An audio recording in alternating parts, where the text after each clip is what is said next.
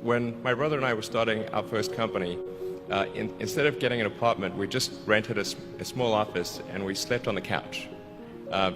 And we showered at the YMCA, and we're so hot up we had just one computer. So the website was up during the day, and I was coding at night, 7 days a week, all the time. And I sort of briefly had a girlfriend in that period, and in order to be with me, she had to sleep in the office. So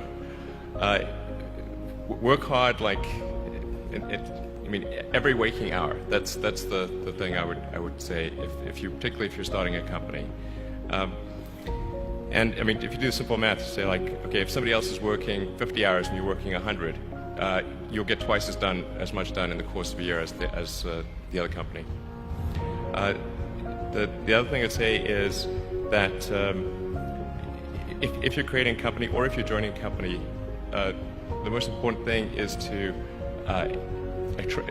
attract great people. So either join a group that's amazing that you really respect, or if you're building a company, you've got to gather great people. I mean, all a company is a group of people that have gathered together to create a product or service. And so depending upon how talented and hardworking that group is and the degree to which they're focused cohesively in a good direction, that will determine the success of the company. So do everything you can to gather great people if you're creating a company. Then I'd say focus on signal over noise.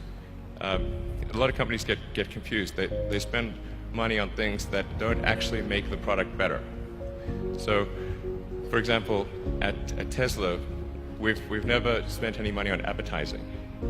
We put all of the money into R&D and manufacturing and design to try to make the car as good as possible.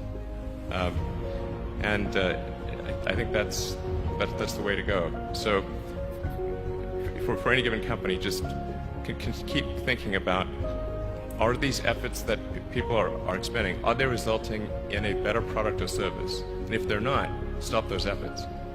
And then the final thing is to sort of don't just follow the trend.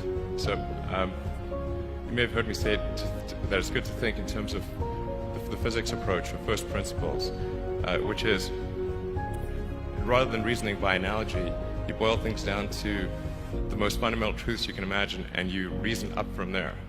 And this is a good way to figure out if something really makes sense, or if it's just what everybody else is doing.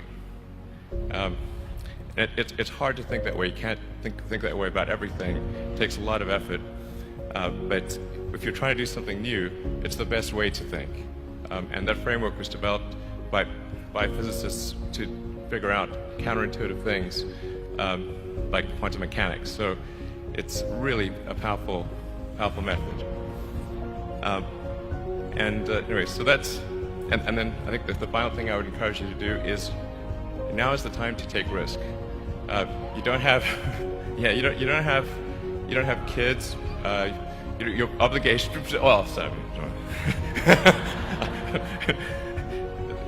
Probably not kids. But as you get older, your obligations increase. So and once you have a family, you start taking risks not just for yourself but for your family as well. It gets much harder to do things that might not work out. So now is the time to do that. Before you have those obligations. So I would encourage you to take risks now. Do something bold. You won't regret it.